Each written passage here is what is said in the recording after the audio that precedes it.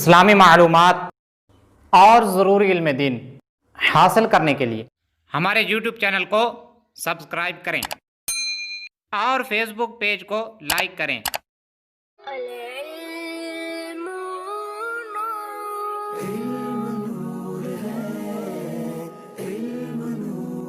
बिस्मिल्लाहिर्रहमानिर्रहीम। नाज़रीन, आपको इल्म नूर है सिलसिले में खुशामदीद कहते हैं। आज हमारा पहला सिलसिला है और मौजू है गुस्ल के फ़राइज़। अल्लाह अज़्ज़ा व जल कुरान पाक में इरशाद फरमाता है, वइन कुंतुम जुनुबन फत्तहरू। तर्जमा, अगर तुम जुनूब हो तो खूब पाक हो जाओ, यानी गुस्ल करो। तो नाजरीन, आपने कुरान पाक की तिलावत और तर्जमा सुना। अबू दाऊद ने हज़रत सैयदना अली मुर्तज़ा शेर खुदा करमल्लाहु ताला वजहुल करीम से रवायत किया कि हज़ूर सैयद आलम सल्लल्लाहु ताला अलैहि वसल्लम ने फरमाया कि फ़रिश्ते उस घर में नहीं जाते जिसमें तस्वीर, कुत्ता और जुनबी शख्स हो, यानी जिस शख्स पर गुस्ल फ़र्ज़ हो। गुस्ल के 3 फ़र्ज़ हैं। पहला है कुल्ली करना, दूसरा है नाक में पानी चढ़ाना और तीसरा है पूरे ज़हरी जिस्म पर पानी बहाना। ये जो 3 फ़र्ज़ हैं, इनमें अगर बाल बराबर जगह भी धुलने से रह गई तो गुस्ल नहीं होगा। कुल्ली यानी मुंह के हर पुर्जे, गोशे, होंठ से हलक तक हर जगह पानी पहुंच जाए।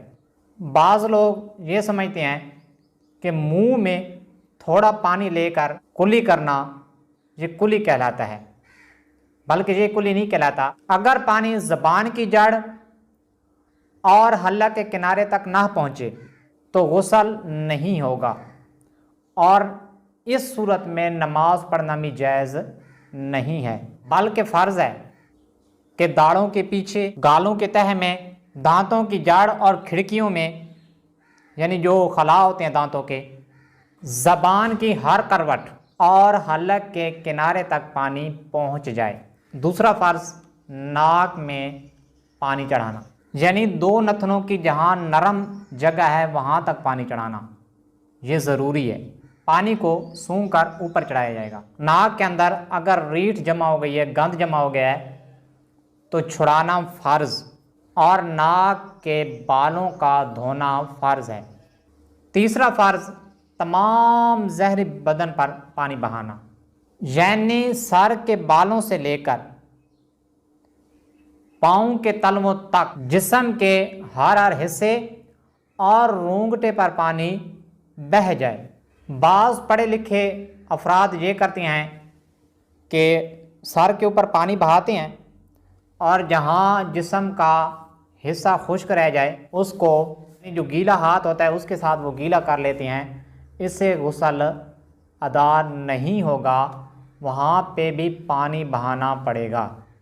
बाज़ अज़ा ऐसे हैं कि अगर उनको एहतियात से ना धोया जाए तो वो नहीं धुलेंगे और गुस्ल भी अदा नहीं होगा।